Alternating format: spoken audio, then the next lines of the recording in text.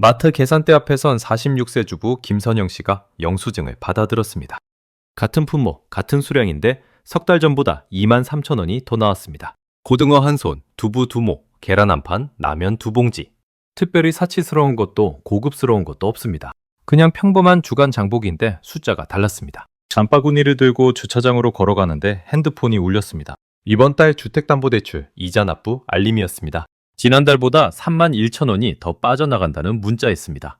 그녀는 그 자리에 잠시 멈춰섰습니다. 올해 들어서만 벌써 세 번째예요. 이자도 오르고 장도 비싸지고 월급은 그대로인데 말입니다. 물가가 오르면 경기가 좋은 겁니다. 경기가 좋으면 금리가 오릅니다. 금리가 오르면 다시 물가가 잡힙니다. 그게 우리가 교과서에서 배운 경제의 기본 흐름이에요. 그런데 지금 한국에서는 그 공식이 완전히 뒤집어졌습니다. 경기는 바닥을 향해 추락하고 있는데 물가는 오히려 치솟고 있습니다. OECD가 올해 한국 경제 성장률을 2.1%에서 1.7%로 끌어내린 바로 그날 물가 상승률 전망치는 반대로 1.8%에서 2.7%로 올렸습니다. 경기도 나쁘고 물가도 비쌉니다. 장바구니도 무거워지고 이자 고지서도 두꺼워집니다. 둘 중 하나는 잡혀야 정상이에요. 근데 둘 다 동시에 올라가고 있습니다. 여기서 주목해야 할 건 이 다음입니다. 지금 이 상황에는 이름이 있습니다. 경제학자들이 50년 만에 다시 꺼내든 단어, 바로 스태그플레이션입니다.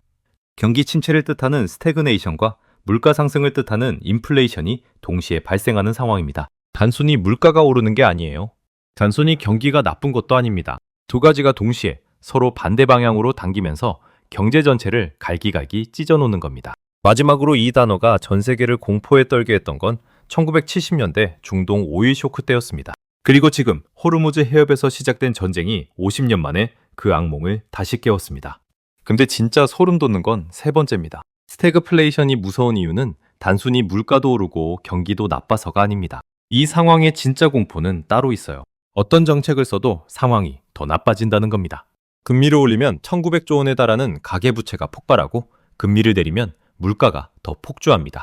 경기를 살리자고 돈을 풀면 물가에 기름을 붓는 꼴이 되고 물가를 잡자고 돈줄을 재면 수백만 가구가 한꺼번에 이자 폭탄에 맞습니다. 어느 버튼을 눌러도 누군가는 쓰러집니다. 그러면 지금 한국이 정확히 어떤 함정에 빠진 건지 지금부터 낱낱이 파헤쳐 보겠습니다.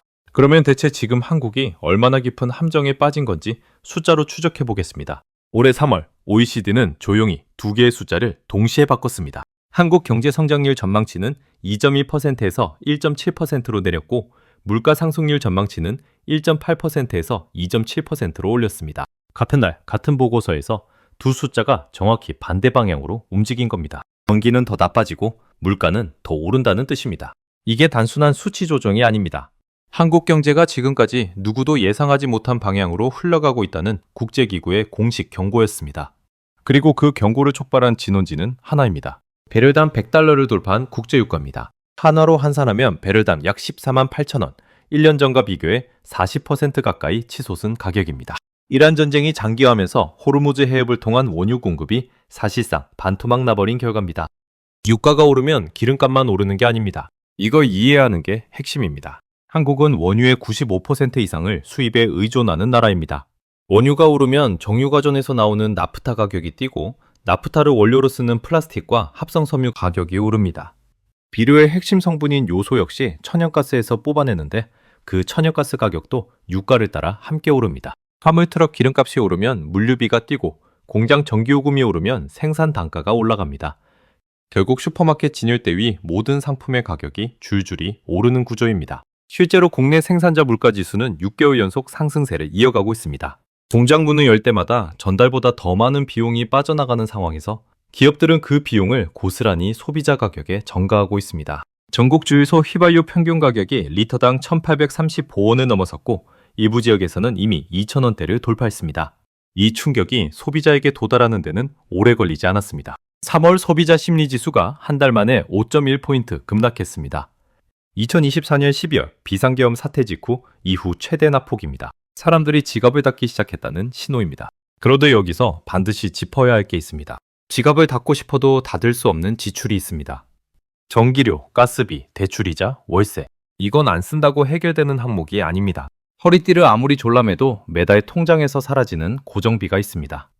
그 공백을 메우기 위해 마이너스 통장을 건드리고 신용카드 한도를 늘리는 가구가 빠르게 늘고 있습니다. 상식적으로 생각하면 경기가 나쁠 때는 물가라도 안정돼야 정상이죠.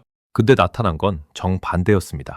그리고 이 역설적인 상황이 기업 쪽에서는 더 가혹하게 전개됩니다. 기업도 이 함정에서 자유롭지 않습니다. 중동전쟁 충격으로 3월 기업 체감 경기가 한 달 만에 부정적으로 돌아섰고 4월 기업 심리지수 전망치는 계엄 사태 직후 이후 최대 낙폭을 기록했습니다. 원자재 비용은 오르는데 소비자들이 지갑을 닫으니 가격을 올리면 팔리지 않고 안 올리면 마진이 사라지는 이중 함정에 빠진 겁니다. 버티는 기업은 이익을 갈아먹으며 하루하루를 연명하고 버티지 못하는 기업은 고용을 줄이거나 결국 문을 닫습니다. 실업이 늘어나면 소비가 더 쪼그라들고 소비가 쪼그라들면 기업이 더 힘들어집니다. 이 악순환의 고리가 지금 막 형성되기 시작했습니다.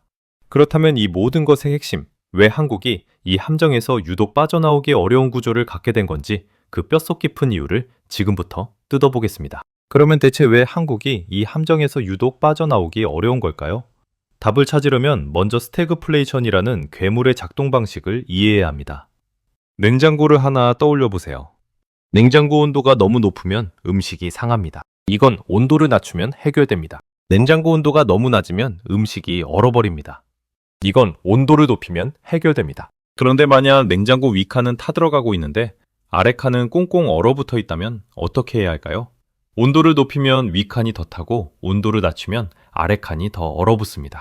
지금 한국은행이 처한 상황이 정확히 이겁니다. 물가를 잡으려면 금리를 올려야 하는데 금리를 올리면 경기가 더 꺼집니다. 경기를 살리려면 금리를 내려야 하는데 금리를 내리면 물가가 더 폭주합니다. 어느 방향을 선택해도 한쪽이 더 망가집니다. 그리고 이 딜레마는 한국에서 유독 더 깊고 좁습니다. 두 가지 구조적 이유가 있습니다. 첫 번째 이유는 가계부채입니다. 한국의 가계부채 총액은 약 1,900조 원에 달합니다. 이 중 상당 부분이 변동금리 대출입니다. 금리가 단 0.25%포인트 오르면 이자 부담이 연간 약 4조 7천억 원 추가로 늘어납니다. 대한민국 전 국민이 1인당 약 9만 원씩 이자를 더 내야 한다는 계산이 나옵니다. 금리를 한 번도 아니고 두 번, 세 번 올리면 그 숫자는 기하급수적으로 불어납니다. 변동금리로 주택담보대출을 받은 가구, 전세자금 대출을 끌어쓴 사회초년생, 운영자금을 빚으로 버텨온 자영업자. 이들에게 금리 인상은 생계 자체를 위협하는 직격탄입니다. 인천에서 곱밥집을 운영하는 55세 자영업자 박상철 씨는 이렇게 말했습니다. 재료값도 올랐고 가스비도 올랐어요. 손님은 줄었는데 대출이자가 또 오른다고요? 그럼 저는 뭘로 버텨요? 두 번째 구조적 이유가 더 소름 돋습니다. 한국은 수출로 먹고 사는 나라입니다. 달러가 강해지면 수출이 유리해진다고 많은 분들이 알고 계시죠? 그런데 지금은 그 공식이 완전히 깨졌습니다. 수출 기업들이 부품과 원자재를 달러로 수입해서 그걸 가공해 달러로 팝니다. 원화가 약해질수록 수입 원자재 가격이 올라가고 그 원가 상승분이 수출 마진을 갉아먹는 구조입니다. 수출액 숫자는 늘어나는데 기업 이익은 오히려 줄어드는 기현상이 이미 벌어지고 있습니다. 달러로 들어온 돈보다 달러로 나가는 돈이 더 많아지는 역전 현상입니다. 이른바 수출 호재의 착시 속에서 한국 기업들의 체력이 조용히 그리고 빠르게 갉아먹히고 있는 겁니다. 겉으로는 수출이 잘 된다고 발표하는데 실제 기업 통장에 남는 돈은 점점 줄어드는 이 괴리가 진짜 문제입니다. 그렇다면 한국은행은 이 상황에서 무엇을 할 수 있을까요? 3월 기준금리는 2.5%로 동결된 상태입니다. 그런데 바로 이 시점에 결정적인 인사가 등장했습니다. 신현송 국제결제은행 경제자문역이 한국은행 총재 후보로 지명됐습니다. 그는 시장에서 실용적 매파로 분류되는 인물입니다. 인플레이션이 확산되기 전에 선제적으로 금리를 올려야 한다는 입장을 12년 이상 일관되게 유지해온 학자입니다. 신 후보자가 취임하면 금리 인상 시기가 예상보다 빠르게 당겨질 수 있다는 관측이 벌써 시장에 퍼지기 시작했습니다. 실제로 시장에서는 연내 금리 인상 확률을 51.6%로 보고 있습니다. 물가를 잡겠다는 명분 아래 1,900조 원 빚더미 위에 앉아있는 수백만 가구를 향해 금리라는 칼이 서서히 내려오고 있는 겁니다. 한국이 이 함정에 빠진 건 어제 오늘의 일이 아닙니다. 에너지 자립도는 바닥이고 가계부채는 천장을 뚫었으며 수출 의존도는 세계 최고 수준입니다. 외부 충격이 올 때마다 내부에서 완충할 여력이 없는 구조입니다. 1970년대 오일 쇼크 때 미국이 스태그플레이션에서 빠져나오는데 꼬박 10년이 걸렸습니다. 그때 미국은 세계 최대 산유국이었고 달러를 찍어낼 수 있는 기축통화국이었습니다. 한국은 그 두 가지가 모두 없습니다. 그렇다면 이 구조에서 어떤 도미노가 먼저 쓰러지는지, 피해는 어떤 순서로 누구에게 전달되는지, 지금부터 그 연쇄 붕괴의 시나리오를 하나씩 추적해 보겠습니다. 여기까지는 구조의 이야기였습니다. 그러면 실제로 이 함정이 작동하기 시작하면 누가 어떤 순서로 쓰러지는 걸까요? 생각보다 훨씬 빠르게 그리고 훨씬 넓게 퍼집니다. 첫 번째 도미노는 변동금리 대출자들입니다. 한국에서 주택담보대출을 받은 가구 중 60% 이상이 변동금리 상품을 선택했습니다. 금리가 오르면 이 가구들의 월 상환액이 즉각적으로 늘어납니다. 월 10만 원, 20만 원씩 추가 이자가 빠져나가기 시작하면 가장 먼저 줄어드는 건 외식비와 여가비입니다. 그 돈이 식당과 카페와 영화관에서 한꺼번에 사라집니다. 소비가 줄면 가게 매출이 줄고 매출이 줄면 직원이 줄어들며 직원이 줄어들면 또 다른 가게의 소득이 사라집니다. 첫 번째 도미노 하나가 쓰러지면 그 뒤에 줄지어선 도미노들이 연달아 무너지기 시작합니다. 속도는 우리가 예상하는 것보다 훨씬 빠릅니다. 두 번째로 쓰러지는 건 자영업자입니다. 이미 원자재 가격 폭등으로 원가가 치솟은 상황에서 소비 위축까지 겹쳤습니다. 치킨집 한 마리 원가가 6개월 전보다 2,800원 올랐는데 판매 가격을 그만큼 올리면 손님이 끊깁니다. 안 올리면 한 마리 팔 때마다 손해를 봅니다. 이 사이에서 버티다 결국 폐업을 선택하는 자영업자가 늘어납니다. 한국 자영업자 수는 전체 취업자의 약 20%, 560만 명에 달합니다. 이들 중 상당수가 사업 운영 자금을 대출로 충당하고 있습니다. 금리 인상이 단행되면 이 560만 명의 이자 부담이 동시에 불어납니다. 폐업이 늘어나면 실업자가 늘어나고 실업자가 늘어나면 소비가 더 줄어듭니다. 두 번째 도미노가 쓰러질 때는 첫 번째보다 충격이 훨씬 큽니다. 근데 진짜 소름 돋는 건 세 번째입니다. 많은 분들이 이 상황에서 안전하다고 생각하는 집단이 있습니다. 반도체, 자동차, 조선을 이끄는 수출 대기업입니다. 달러로 수출하니까 환율이 올라도 유리하다고 생각하죠. 그런데 이미 챕터 3에서 봤듯이 그 공식은 깨진 지 오래입니다. 여기에 한 가지 치명적인 변수가 더 추가됩니다.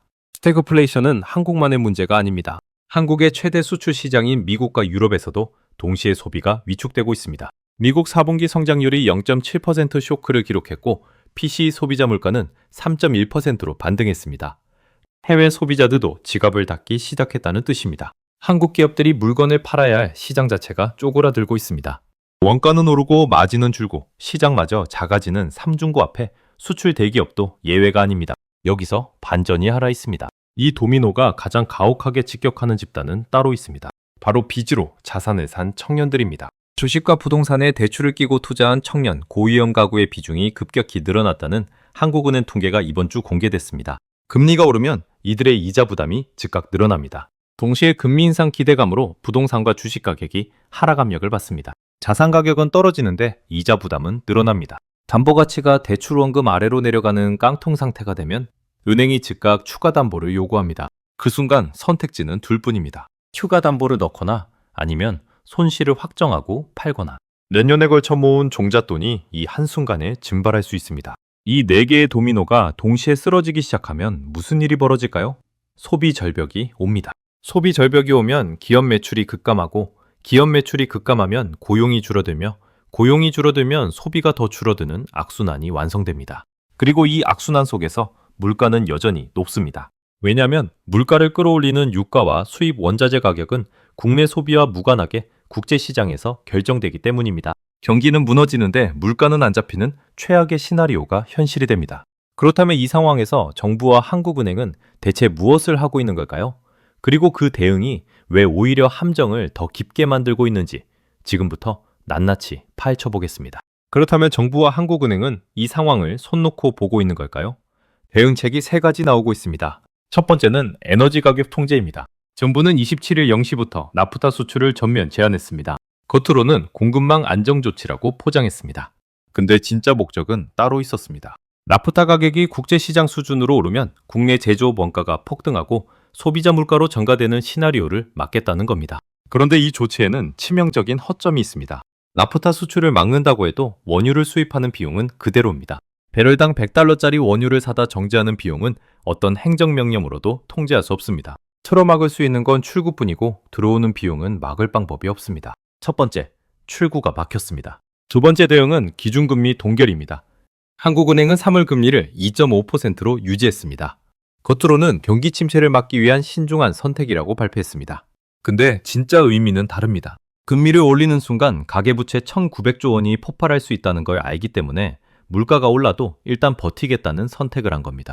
그런데 이 선택이 만들어내는 부작용이 있습니다. 금리를 동결하면 한미 금리 격차가 더 벌어집니다. 미국 10년물 국채 금리가 이미 8개월 만에 최고치인 4.42%를 기록했습니다. 한국 금리가 낮고 미국 금리가 높으면 투자자들은 달러 자산으로 자금을 옮깁니다. 원화가 팔리고 달러가 사들여지면서 환율이 오르고, 환율이 오르면 수입 물가가 더 뛰며, 수입 물가가 오르면 국내 물가가 또 올라갑니다. 금리를 동결해서 물가를 잡으려다 오히려 물가를 더 끌어올리는 역설이 벌어지는 겁니다. 두 번째 출구도 막혔습니다. 세 번째 대응은 추가 경정 예산입니다. 경기가 나빠지면 정부가 재정을 풀어 경기를 부양하는 게 교과서적 해법입니다. 겉으로는 서민경제 지원과 일자리 창출을 위한 것이라고 합니다. 그런데 경제학자들이 일제히 경고하고 있습니다. 스태그플레이션 국면에서 재정을 풀면 물가에 기름을 붓는 결과가 나온다는 겁니다. 정부가 돈을 풀면 시중 통화량이 늘어나고, 통화량이 늘어나면 물가가 더 오릅니다. 물가를 잡아야 하는 상황에서 물가를 끌어올리는 정책을 쓰는 아이러니입니다. 1970년대 미국이 재정을 팽창시킨 뒤 스태그플레이션이 더 심해졌던 그 역사가 지금 반복될 수 있습니다. 세 번째 출구도 막혔습니다.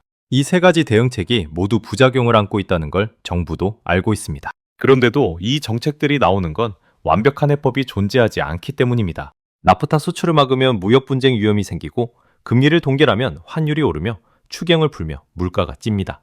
불이 세 곳에서 동시에 났는데 물 한 바가지로 어디를 먼저 끌지 고민하고 있는 상황입니다. 그리고 이 판단을 가장 어렵게 만드는 변수가 하나 더 있습니다. 이란과 미국의 전쟁이 언제 끝날지 아무도 모른다는 겁니다. 전쟁이 장기화할수록 유가는 계속 오르고, 유가가 오를수록 이 세 가지 대응책은 모두 무력해집니다. 탈출구 3개가 봉쇄됐습니다. 결국 지금 한국이 처한 상황은 이렇습니다. 어느 버튼을 눌러도 새로운 폭발이 일어납니다. 문을 열지 않고 버티는 건 더 큰 폭발을 기다리는 것과 같습니다. 스태그플레이션이라는 함정은 빠지면 혼자 헤엄쳐 나올 수 있는 웅덩이가 아닙니다. 빠질수록 더 깊어지고 버둥거릴수록 더 빠져드는 늪입니다. 그렇다면 이걸 왜 지금 우리가 알아야 하는 걸까요? 이 함정이 우리의 월급, 월세, 노후와 정확히 어떻게 연결돼 있는지 지금부터 파헤쳐 보겠습니다. 이걸 왜 우리가 알아야 되느냐고 물으신다면 이렇게 답하겠습니다. 지금까지 다룬 건 거시경제 교과서 이야기가 아닙니다.